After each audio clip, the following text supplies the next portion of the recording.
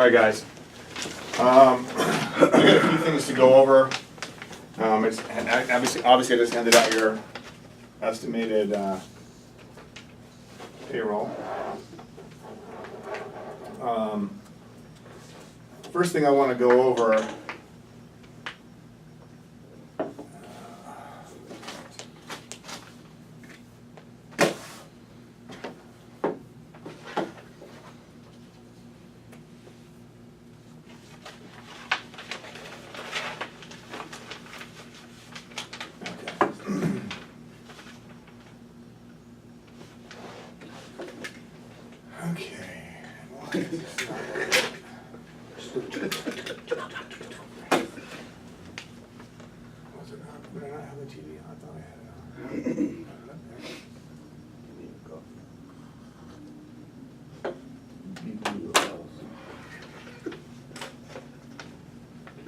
Okay.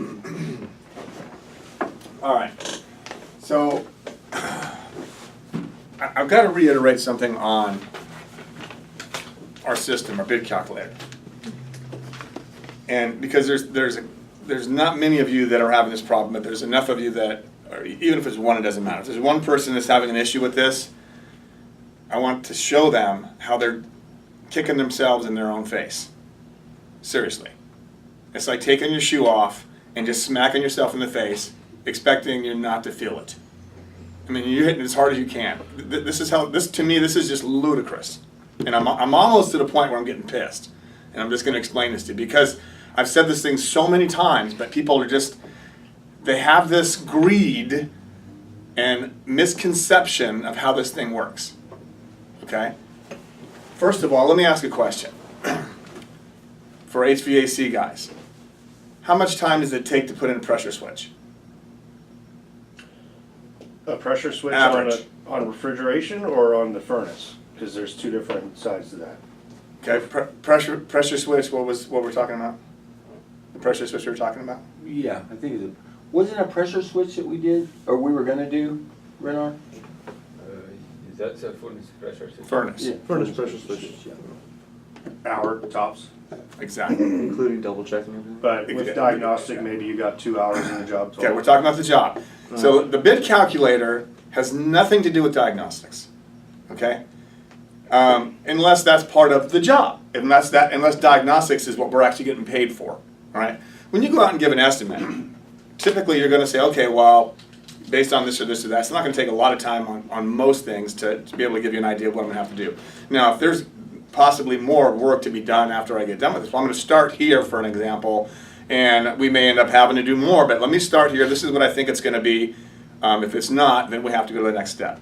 But my point is, this calculator is made to say, okay, the job should take me an hour. Okay, so don't let me get you to misunderstand that. The part, pressure switch, less than $40, right? About 25. Okay, I'm just saying $40 we're putting that in going high. Okay, it doesn't matter what kind you get. So the reason that I'm throwing this out, if a customer would expect on that particular item, it's $281 is what we would charge a customer. That's basically for 1 hour and $40 parts, nothing else. No helper, nothing else, right? Now let's say I don't have that part on my truck, which I should have a pressure switch on my truck, but if I don't, is that the customer's fault? So do I charge the customer more because I don't have it on my truck and I should? Realistically, if you were the customer, how would you feel about that? Honestly. I'd call somebody else. I would. I'd call somebody else. Now, what if I said, you know what, I want to put in my time, I'm going to put my time up here, which is going to charge the customer more. I'm going to say, you know what, because I got to go drive and get the part or whatever, I'm going to take all that into consideration. I'm just going to throw 2 hours in there. Look what it does to the price. For a pressure switch, it's $494. That's close to our book price already. It's higher than. Your book price is $360 something. Yeah, I think there was one that was 364 and there was another one that was like 500 something. Or So, there was. I don't know. in a book price, you know, I'm not saying a book price is necessarily wrong. This is a guideline. It's only a guideline. But now let me go back to putting this 1 in here, which is what it should be. Now, like I said, I can always play with that number a little bit over on the right-hand side. I've told you guys that. I can come over here and say, you know what? Based on what I've got to do, maybe there's something in my way, it's going to take me a little bit longer, whatever. I can just change the price over here and say, well, let's do it for $315 or something like that, and see what I'm going to do. I can do that and see what I'm going to make over here. But let's go back to here, and I want you to see. So on this job, at the 281, what am I going to make? What do you guys see that I'm going to make on here? So based up here, I can't see it. this says 4487. Okay. But you don't have somebody helping you sell it because number one, it's under $1,000. Uh-huh. So you go down here and you say, if I do 32% this week, if I can do 32%, I'm going to make $70, right? If I don't, and I'm selling it myself, I'm making 55 for an hour's work. So why would we? This is my question. This is my frustration. Why would we say, you know what? I'm not making enough money here. I'm making $55 an hour. I'm not making enough money here. I'm going to make it 2 hours. And now I don't get the job at all. So now I change this to 2 hours. And it's $4.94 for a pressure switch. And the customer goes, are you kidding me? Are you freaking kidding me? I just looked it up online. It's a $40 part. Are you charging me $400 and $450 for labor for 1 hour's work? I mean, that's ridiculous. That's not what this is meant for. It's not to see how much money you can make. I have that on there so you can see what you should be able to make. But now let's go back and say, I make an hourly wage. I make $25 an hour. So even if I'm there for 2 hours total getting parts if I had to, that's $50. You would have made more than that just doing the 281. You would have made, what did I say it was? It was 55.84. So I don't understand why you would think otherwise. It doesn't even process with me. Well, every hour call is 3 hours, so what we do between those calls, how we So- make money. Well, You don't make money sitting in front of the house going, Yeah, tell me how I make, don't make fun of how I don't make, but... no, how you make money is you get this job at the price that you can get it at, you make the $55, and you call dispatch, I'm done guys, what else can I go to? That's how you make money. The usual answer is your next call is in 2 to 5, so I have 1 more hour to sit. Like, You know what, Renard, when we're slow like this, yeah, you're gonna have sometimes. Then we are not slow. Our next call is 2 to 5 usually. Okay. So Well, here's a suggestion I have, and this is something that, I was talking to Thomas, and he's working for Next Gen right now. And, he told me, because I asked, I said, how's the call volume? He's asking me the same question. I said, we're slow. He goes, yeah, we're really slow too. He goes, we're getting, 1 call per technician a day is what they're getting. And we far exceeded that. I think you all know that. So, and I asked him, he says, he goes, you act like no matter what call, he and this is his mantra, is that you spend, time with that customer like it's your last customer. It's like only customer of the day. I'll give you an example of how that worked. We got a phone call from Kevin Davis, and he referred a customer to us, and we just happened to be in the neighborhood. And so Cameron and I went there and spent a great deal of time with her.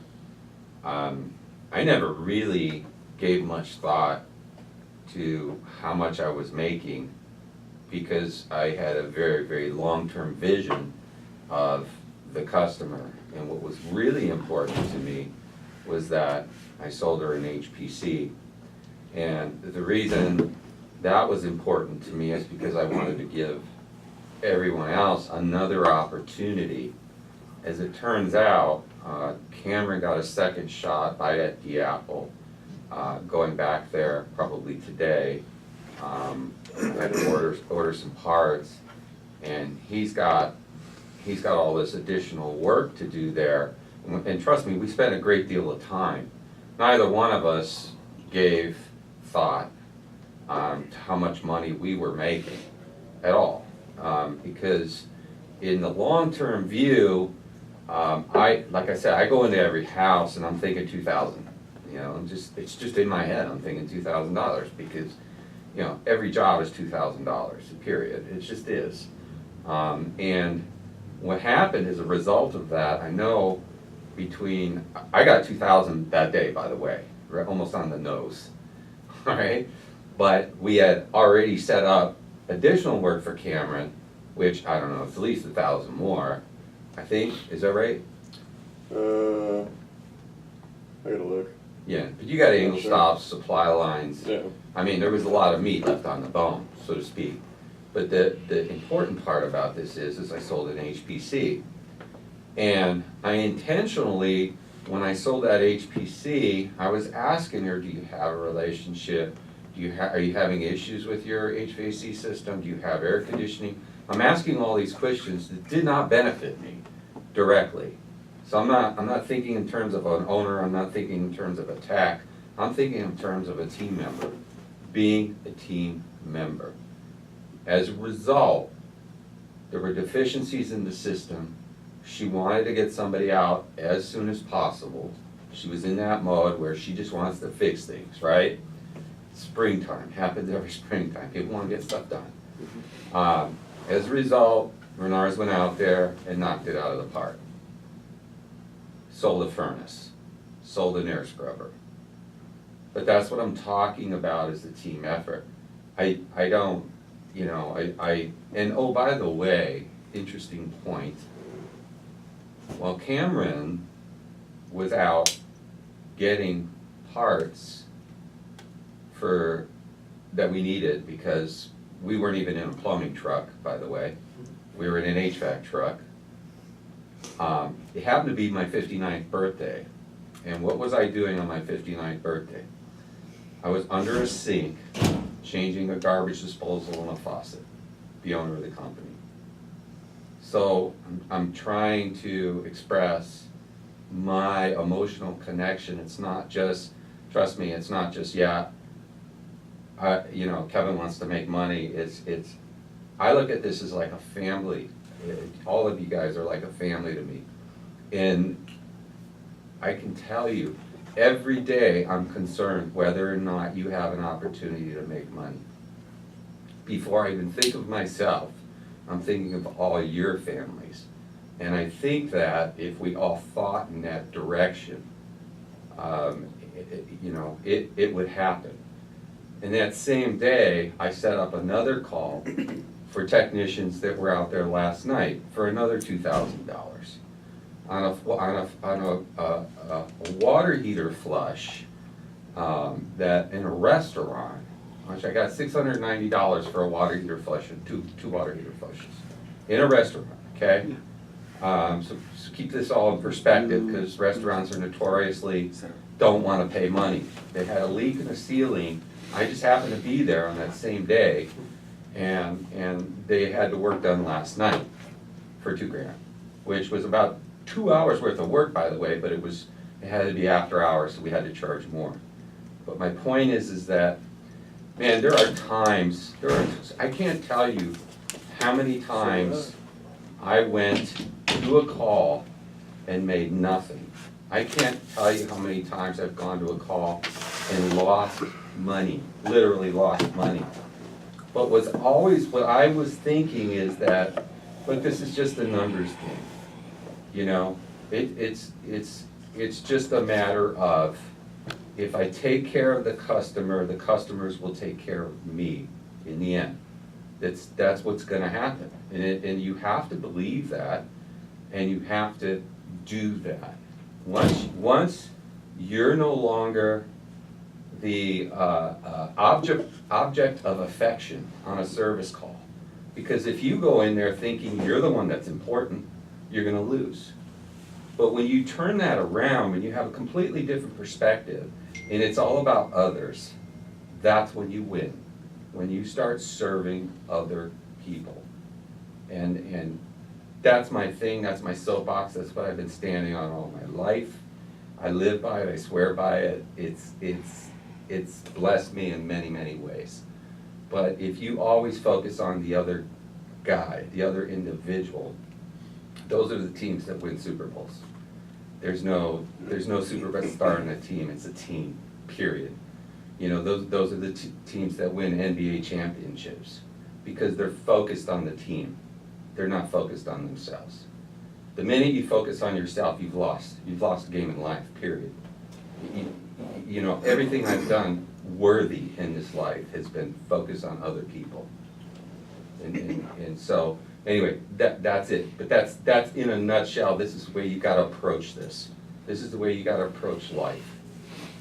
And I agree, thank you, Kevin. I want to also throw into the part of when you're using a bid calculator and you're doing the job for what the job is, it doesn't mean that the job stops here. You have to understand that once we stake our claim, we get this job for $281, or maybe it's $299 or $325 or whatever, but it's not $500, especially on somebody who knows, you know, with the internet today, everyone can look stuff up, but you all know that.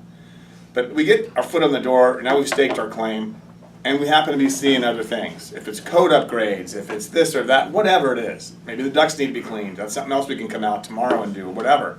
There's other work that would be there as you're building a relationship with the customer, and you're doing it because you care about the customer, just like Kevin said. You're not doing it because you're thinking, how much am I gonna make on this?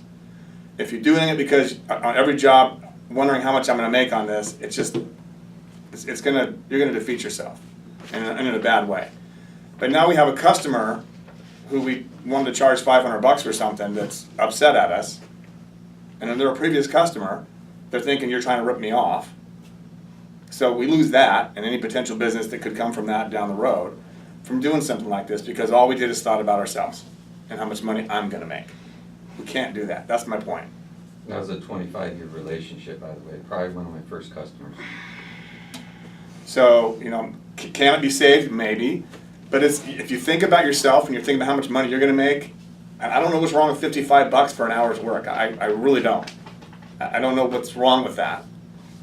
And I understand even if it was 2 hours work, well, you're still making $27.50 an hour if it was 2 hours, if you had to spend extra time doing something and all of that. But driving around time, guys, we don't make money on driving around time.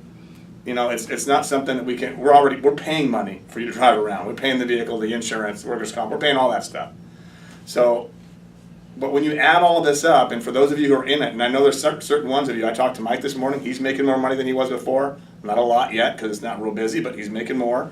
Sarah's making, I'm sure she's making good money. I'm not sure compared to before, but I know what she's making. You know, it's a good program if you just use it. And you gotta get in there, and then you gotta go to the next call. Waiting around, you don't make money, I don't make money. Waiting for the next call, you need to call in and try to get the next, can I get my call early?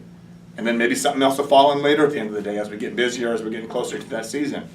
But that's gotta be the goal, is hey, if you can get in early because you're done with this job early and there's nothing else scheduled till later on. If not, go do something and enjoy yourself, man. Go have a pizza, you know, go to a restaurant, relax, go to the beach, doesn't matter. You know, look at the beach and the girls walking by, or the guys walking by, whatever floats your boat. But, I mean, just relax for a second, recuperate, regroup, you know, and go do it, you know, and then when the job comes up, go do it. I mean, that's basically what needs to happen. Because who wants to be sitting in their vehicle depressed and thinking about money the whole, I mean, that's just not good for you or anybody else. Well, It's going to put you in a bad place. You can ask Ryan, if we're sitting around too long, I start going through my phone and I start hitting people up that I know have been having problems or whatever. I don't care if it's getting Sarah in the door, I don't care if it's me getting in the door. It's like, hey, you were talking to me that your toilet was having a problem. Did you ever get anyone out to look at that? It's like, because the more you talk about what you do and the company you work for, the more that word spreads. Put posts on Facebook. We have a Facebook page. What about following up on your estimates? I mean, that's a prime time. So if you're putting in rescheduling, if you know you don't have a lot going on tomorrow, you see the schedule, hey, what do I have on tomorrow? Omar, David, you have one in the morning and one in the afternoon. There's kind of a middle open up in here. All right, great. I need to follow up on my estimates. Can you put this customer here between that time so I can call them and follow up? prime time to do that. You have nothing else going on, make some phone calls and say, hey, you know, I did this estimate for you. I want to see if I can come out and you know, we can reschedule that for you. You may not get the job today, but you may get someone to schedule it for you. Because the thing that we talked about, how Dennis is making those calls after a week. You have that whole week, the whole first week to get it, and the sooner the better. I mean, don't wait 3, 4, 5 days. A lot of times those customers are going to say, you know, we're going to forget about it or whatever. Give them too much time. But keep that stuff on your schedules so that you can have something to do and then schedule yourself for tomorrow, the next week, whatever the case is. When Dennis makes those calls, they don't always, the majority of them are either chosen somebody else already, decided not to do it for now, or whatever. They're usually no's. But he does get some that says, well, you know, we're still thinking about it. Okay, great. Well, I'll call you back in a couple of days. And then you call back and you get the job. I mean, that's what it takes. It's just a follow-up. So if you have a question on this, please just come talk to me about it. If you're not sure on how to work the numbers yet. And just realize, none of us make money with you sitting in your car in front of a customer's house waiting for who knows what. If you want to make hourly, this is not the place to make hourly, except when you're, you know, still working as an hourly helper type of thing, and learning as an apprentice. But for a commission-based company, the potential is great if you do it the right way. And I love what Kevin said. I mean, you got to think about the other person. Don't worry about what you're going to make. It will work out. It does. It just does. Can I interject something? Sure. You know, the other thing too, because I've been around, like Kevin's been around, and same with Ellen. You know, when you're waiting for an important phone call by the phone, it never rings. When you put your head down and move forward, it rings, and it's usually good results at the end of the deal. You know, it's a mind thought, and this system that we're in right now, there's nobody with somebody's finger in each other's chest, because you're not making hourly wages. This is like your own business. Kevin has given you the opportunity, basically run your own little territory business. And by the way, the most best territory in the whole United States of America, probably South Orange County coast. Who could ever want, you know, go to LA on a service call. See how much fun that is. It's not much. And you're working. It's a nightmare. Well, the thing is, you're working. installs in LA. Right. It's not much fun. But the I've thing been is, there the It's not point much fun is, at all. Kevin and Alan are allowing us to provide our best assets in a positive manner without having someone with their finger in your chest all day long because you're making hourly. And I think if you just put your head down, move forward, put the customer first, at the end of the week you're going to look up and go, holy crap, this is great. By the way, I had 3 hours this week where I got to go watch girls or whatever you do in the time off, you know. Because being an hourly person, you are under a microscope. Are you sitting on a bucket all day? Are you parked in front of, you know, I mean, they are in your face all day long because that's a cost to them. This is a situation where it's like your own company. You have the freedom to do that, you know. So look, I kind of look at it like that. As being a channel manager, I don't have the technical expertise as the technicians, but I'm not supposed to. I'm supposed to go in and develop relationships, understand the first level or second level, let's say, and bring the bacon home, you know, if it's over $1,000 job. That's what I do. So when I come to my guys' jobs, Mike, Renard, and Ryan, I'm not there for only one reason. It's to make sure the customer's being taken care of, to learn, and to see if there's more opportunity for all of us as a team. So don't think that I'm showing up to see what the hell you're doing, because that's not what this is about. You know, like Kevin said, this is a family here. And if we take full advantage of it, everyone in this room is going to make bank. It will. And the customers will be happy. And I mean, I'm probably not the only one to say this. Our job sites are open door for anyone in the company. If you're in the area, not one single tech here, I think, would have any problem with someone dropping by. I know you and Kevin dropped in on an install Kevin sold that, you know, Bernard's, Ryan, and myself were on. I was like, oh, hey, Yeah. they're here.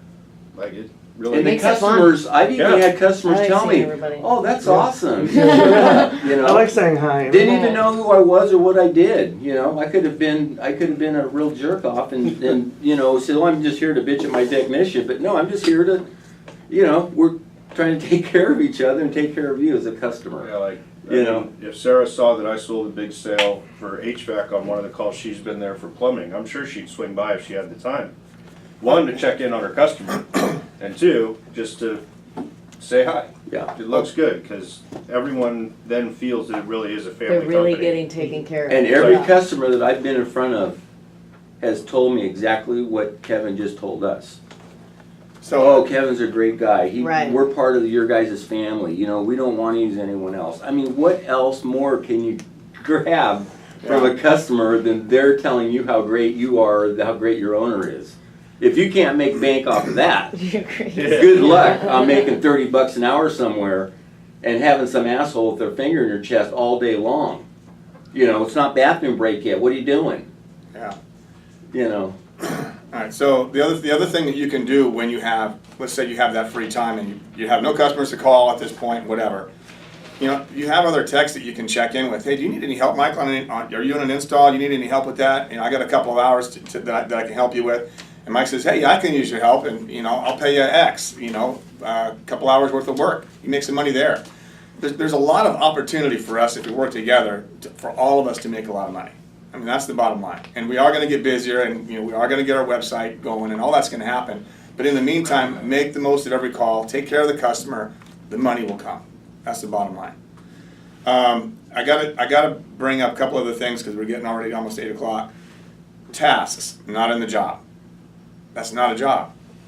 Okay, so you have to make sure that you guys, if you guys are going on a job today, and you know you had them reschedule a job or whatever the case is from the other day that maybe you have estimates on, but you haven't sold and converted that job to make the tasks come up, that's not a job. It's not considered a job. You know, if you're going back out to do another estimate or revise an estimate or whatever, that's one thing, and it should say it in there. But I'm seeing people go out to do work on jobs and there's no tasks. That means you haven't actually gotten signatures, nothing. We have to get signatures. We have to get to the point where we present to the customer the estimates, they choose the estimate, they sign off on it. So the job is now booked, we're doing the job now, and we have signatures and tasks in every single job. Because then we get checks coming in, or whatever the case is, and there's no task. So now we gotta go back and see which one you sold and all of this. I mean, it makes it really, really hard. And it's not really legal. The way the CSLB wants it, we have to get signatures prior to us starting work. And I wanna reiterate also the down payment or deposit. CSLB, $1,000 or 10%, whatever is less. So that means it can never be more than $1,000. Now, does it mean that you can't go get progress payments? We go get materials, we can get a material after the, you know, like when we first signed the contract, let's say today we signed the contract, you can't take more than $1,000.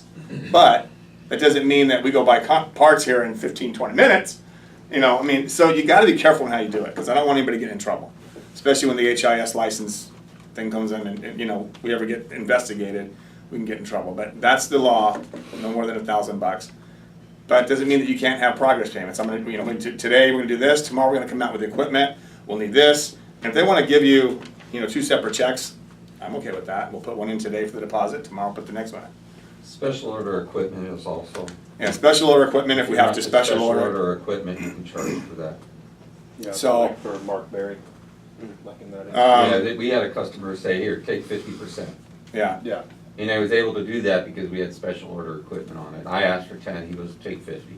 okay. It was awesome. Yeah, so if put it this way, so, and if you're gonna, Any ounce if they're requesting, if they wanna give you more money up front, I'm not gonna say no. But you can't I'm sorry, demand son, I can more only than take that. 1,000 from you today, Yeah. but I'll be back after lunch for the rest of it. And make sure you put notes in that, you know, if that's gonna happen for special order product, parts, Okay. whatever.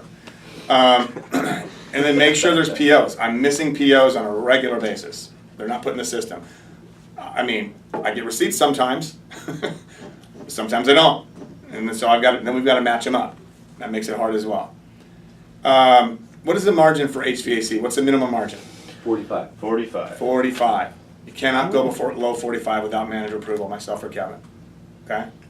And that's another thing on your bid calculator, they can go down to the percentage Yeah, and erase that and type in, I want 46.5%. yeah, And it'll calc all the numbers out. So there's a different You ways. can do it in the In the margin green. section? on the green section. No, you need to go all the way to the right, and it'll show you your margin.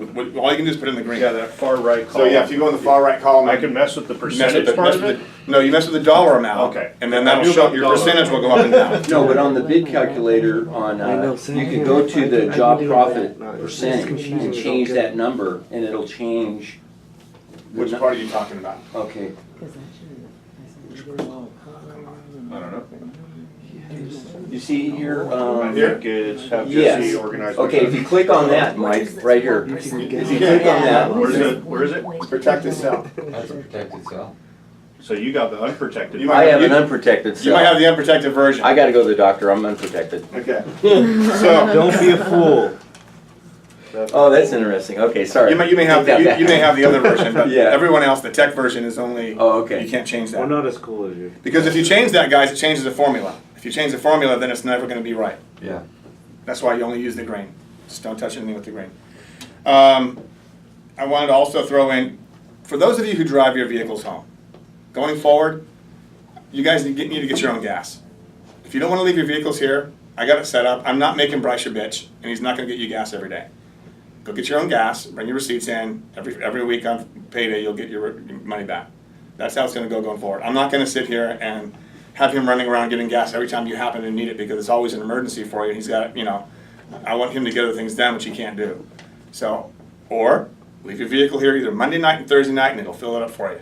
Just turn the little green tag up, and they'll do it for you. Okay? Leak detection, I just want to throw this out to everybody, the way our price is, if those who don't know, I think most of you do. I know Cameron was kind of new on this and he didn't have the answer and I didn't have an answer. But when we do leak detection and we're charging the $700 or whatever it is in the system, that includes isolating a line and either capping it off or bypassing the line or whatever the case is. So it's not just like a normal person would come out and say, I'm going to leak detection, I'm going to charge you $300 or whatever. That's why it's more money. So I just wanted to throw that out for anybody who didn't know. And then two other things. When it comes to the process of flipping a job, I want you guys to make sure that this is clear again. You do not go out to a job, do an estimate, a couple thousand, $3,000, $4,000, whatever it is, and then go to your channel leader, let's say John, and say, John, follow up on this estimate. That's not flipping a call. It's not flipping a lead. But what flipping a lead is, or how a channel leader is supposed to work, is you call the channel leader out while you're at the job, he comes to the job with you, even if you've got to reschedule him to come out with you. We need to do an estimate on this, but I need to bring my, guru, whatever you want to call him, another guy from the tech, he's not available till later tonight, or later this afternoon, or tomorrow morning. What's a good time for you so we can come out and do this properly? So you don't have to tell him what he does know or doesn't know, but it's just getting him out there and you guys working together with the pricing and giving him the knowledge that he's going to need to sound intelligent in front of the customer. He's got to sound intelligent by being able to say, yeah, well, for the condenser, this, for this, whatever it is that we're talking about. You have this type of unit. He can take his notes and go in there and talk to the customer with what you guys have talked about. And if there's a question he doesn't know, well, I'll get that answer for you here. Let me look that up or find out for you, and then you guys can talk later and get that figured out. But the bottom line is, he's got to be involved with the customer. He's got to be introduced. This is John, this is Kevin, whoever is coming out. And that way, when he presents it to the customer, then he can follow up as well if they don't sign right away. But we don't just give estimates that he hasn't been on and say, okay, run with it. So I want to clarify that because it's obviously there's been a couple of instances already that are happening where it's just like follow up on this, and he doesn't know what's going on. That's not flipping a call. Okay. Yeah, just one more thing, just in regards to flips, Mike and Ryan set one up like perfectly yesterday. I mean, it was completely effortless. It was so weird. And it's so funny how it works, is that, they called me out there on a job they probably could have sold themselves. But, he took the time, went back out there, set it up, he's waiting there for me, the customer's waiting there for me. I show up, I walk in there, I give it my blessing, and the guy says, "Where do I sign?" It was just that easy, and it's because it was set up properly. And we got, for a wall furnace, an easy wall furnace, $2,800, and the guy was like, "That's all?" You know, I mean, that's how well this was set up. Should have hit him at 32. Well, not to mention that, you know, he wants a water heater now from us, right? You know, and it just, Yeah, see, There. that's the seat greed plan. thing. If you get to the greed thing and try to get 32, maybe that would have Well, and been just on the other side of the line that he was looking for, and, Right. and then you wouldn't get the Well, water heater as well. to be honest with you, the margin is actually pretty healthy on it. Oh, I know. We I did can it tell. at 4 hours for Ryan and I, and that's a worst case scenario. The storm comes over and blows my furnace away, and I gotta go pick another one up. The only catch-22 is it's about maybe, what, 8 feet up the wall on the outside, because it's a split-level property. Yeah. So for a half hour, one of us is gonna be on a ladder changing a direct vent. Ooh. Yeah, I know. It's gonna be really tough. I don't know how we'll pull And it the other off, thing but- is here is something to key in on is this guy, the relationship was already established before I got there. That was just like, give it the blessing, the owner's here, these guys are legit, let's go. The other thing is like, this guy lives somewhere else for 9 months out of the year, okay, in Oregon. And he rents out that, or 3 months out of the year, he rents that out in the summer. And he knows he's gonna need a plumber at some point in time, and where's plumber? It's already established, he's not gonna call somebody else. Nope. So, just, you guys couldn't have done a better job on that, and that's what I'm talking about, a team effort, because Mike already primed it for the plumber, whoever walks in there. It's gonna be like, you know, a hot knife on butter, it's just gonna be that easy. He's already had a major water leak on those oak floors too, so Yeah, you've already got a hot button to push. yeah, and he knows our service level, he knows he can get a hold of us right away, he knows it's gonna be no big deal. He's got my cell phone number, and his thermocouple's weak. It's one of those stupid wall furnaces, so just like a water heater. Starts getting weak, pilot starts going out, starts acting stupid. I talked him through it probably 2 times over the weekend. How to get it back up, or how to look at this and that. And that was huge to him, that someone was able to be reached, the guy who was out there. The other companies, gas company included, came out, lit his pilot, walked away. Hours later, goes out again. But I tried cleaning it, I checked all the connections, I spent some time there just talking with him while we were, and Jesse was there for the first call, and Jesse was talking to him even about plumbing. Oh, So, yeah, the guy on the beach. Yeah. Yeah. 1,000 steps. Yeah, that's pretty cool. I remember that. Yeah, you just talk with him. And you don't know who that guy knows, he's been there since 1953, I think he said. Yeah, Yeah. early 50s, He's been there for a while. early mid 50s. He's been there since yeah. he was 9 or something.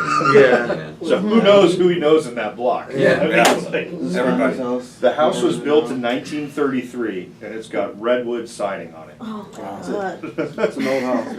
It's an old house. So, really cool house to go But to. you know, Very the cool. focus for him isn't money.